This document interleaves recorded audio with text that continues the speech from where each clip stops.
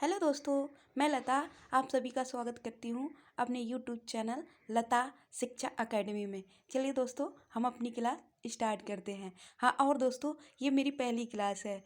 अगर आपको क्लास अच्छी लगे तो मुझे सपोर्ट ज़रूर करना, लाइक करना एंड सब्सक्राइब करना और शेयर भी करना। चलिए दोस्तों, अपनी क्लास हम स्टार्ट करते हैं। हाँ दोस्तों, मैंने इस वीडियो में 20 क्वेश्चन लिए हैं और 20 क्वेश्चन सारे सिलेक्टेड क्वेश्चन हैं। दोस्तों अगर आपको अच्छी लगे तो शेयर करना और सब्सक्राइब भी करना। हाँ दोस्तों, लास्ट में अपना स्कोर भी बताना, आपके 20 में कितने क्वेश्चन सही हुए।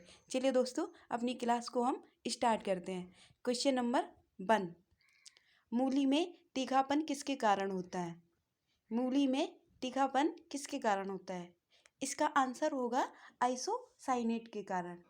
और कैरोटीन के कारण दूध का रंग पीला होता है। और डी नंबर, लाइकोफीन के कारण टमाटर का रंग लाल होता है। चलिए दोस्तों, नेक्स्ट क्वेश्चन।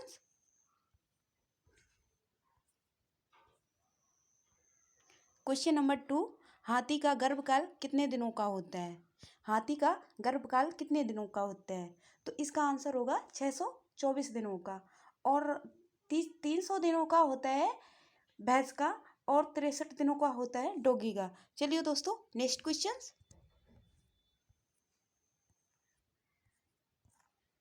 क्वेश्चन नंबर 3, दूध का सफ़ेद रंग किसके कारण होता है? तो इसका आंसर होगा केसीन के कारण। केसीन के कारण दूध का सफ़ेद रंग होता है। और कैरोटीन के कारण दूध का पीला रंग होता है। कुकुरमीन के कारण खीरे की करवाहट होती है। चलिए दोस्तों, नेक्स्ट क्वेश्चन। क्वेश्चन नंबर 4, आंसू में कौन सा अम्ल पाया जाता है? आंसू में कौन सा अम्ल पाया जाता है?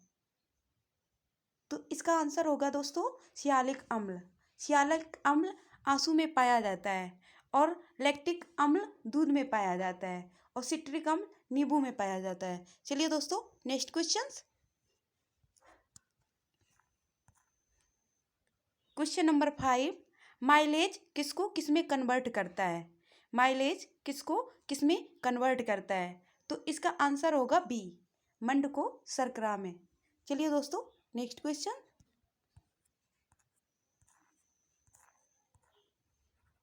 क्वेश्चन नंबर 6, ऐसी कौन सी ग्रंथि है जो हार्मोन्स और एंजाइम दोनों को स्रावित करती है?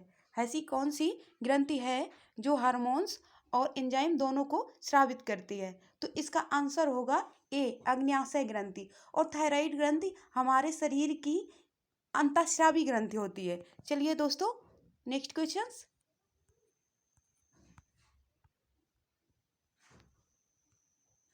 क्वेश्चन नंबर 7, TSH हार्मोन्स कौन सी ग्रंथि से स्रावित करती है?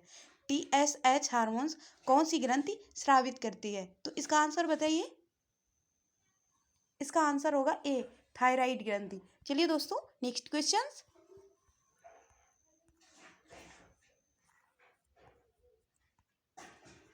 क्वेश्चन नंबर 8, मनुष्य द्वारा ली गई हवा में नाइट्रोजन की मात्रा कितनी होती है? मनुष्य द्वारा ली गई हवा में नाइट्रोजन की मात्रा कितनी होती है? तो बताइए आंसर। इसका आंसर होगा 78%। और 20% होती है ऑक्सीजन। और 0.03% होती है कार्बन डाइऑक्साइड। 0.5% होता है जल वाष्प। चलिए दोस्तों, नेक्स्ट क्वेश्चन। क्वेश्चन नंबर 9, मनुष्य द्वारा छोड़ी गई हवा में ऑक्सीजन की परसेंटेज कितनी होती है? दोस्तों इस क्वेश्चन को आप बड़े ध्यान से पढ़ना, क्योंकि इस क्वेश्चन में और उस क्वेश्चन में बहुत ही लोग कंफ्यूज होते हैं। तो इस क्वेश्चन को बहुत ही ध्यान से पढ़ना। मनुष्य द्वारा छोड़ी गई हवा में ऑक्सीजन की परसेंटेज कितनी होती है?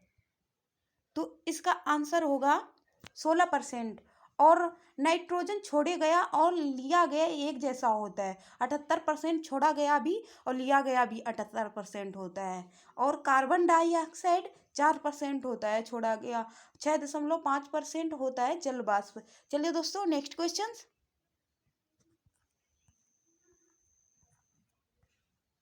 आधुनिक आवर्त सारणी के छठवें आवर्त में कितने तत्व होते हैं?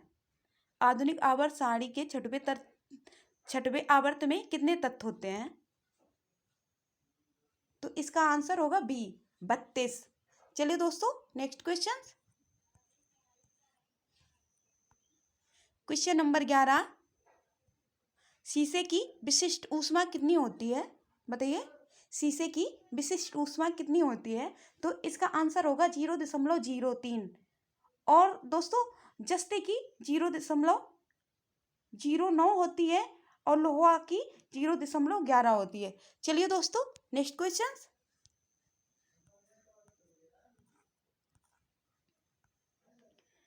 क्वेश्चन नंबर 12, आधुनिक आवर्त सारणी में सबसे बड़ा आवर्त कौन सा होता है? आधुनिक आवर्त सारणी में सबसे बड़ा आवर्त कौन सा होता है? तो इसका आंसर होगा 6। चलिए दोस्तों नेक्स्ट क्वेश्चन। क्वेश्चन नंबर 13, आवर्त सारणी में अक्रिय गैस कौन से समूह में पाई जाती है? आवर्त सारणी में अक्रिय गैस कौन से समूह में पाई जाती है? तो बताइए दोस्तों। इसका आंसर होगा 18। और अक्रिय गैसें कौन कौन सी होती हैं? अक्रिय गैसें होती हैं हीलियम, नियॉन, क्रिप्टॉन, रेडॉन, जीजॉन। ये जरूर याद कर लेना क्योंकि ये हर एक एग्जाम में आता है कि अक्रिय गैस कौन कौन सी होती है या नोबेल गैस कौन कौन सी होती है। ये आता है हर एग्जाम में। चलिए दोस्तों next question. Question number 14, halogen समूह में मुक्त इलेक्ट्रॉनों की संख्या कितनी होती है? हैलोजन समूह में मुक्त इलेक्ट्रॉनों की संख्या कितनी होती है? तो इसका आंसर होगा ए 7। चलिए दोस्तों नेक्स्ट क्वेश्चन। क्वेश्चन नंबर 15, मानव शरीर का सामान्य तापमान कितना होता है सेल्सियस में? मानव शरीर का सामान्य तापमान कितना होता है सेल्सियस में?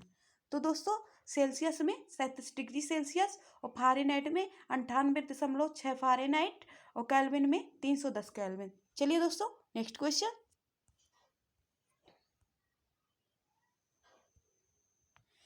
क्वेश्चन नंबर 16, फ्लंट कांच का प्रयोग किसमें किया जाता है? फ्लंट कांच का प्रयोग किसमें किया जाता है? तो इसका आंसर है कैमरा, दूरबीन और लेंस में। इसमें आपके 3 क्वेश्चन हुए कंप्लीट क्योंकि कैमरा और दूरबीन लेंस तीनों में किया जाता है फ्लंट कांच का, और धूप के चश्मे में क्रूक्स कांच का किया जाता है। चलिए दोस्तों नेक्स्ट क्वेश्चन। क्वेश्चन नंबर 17, किसके कारण कांच का रंग गहरा नीला होता है? किसके कारण कांच का रंग गहरा नीला होता है? तो दोस्तों इसका आंसर होगा ए कोबाल्ट ऑक्साइड के कारण। चलिए दोस्तों next question. Question number 18, aluminium के अयस्क कौन से होते हैं?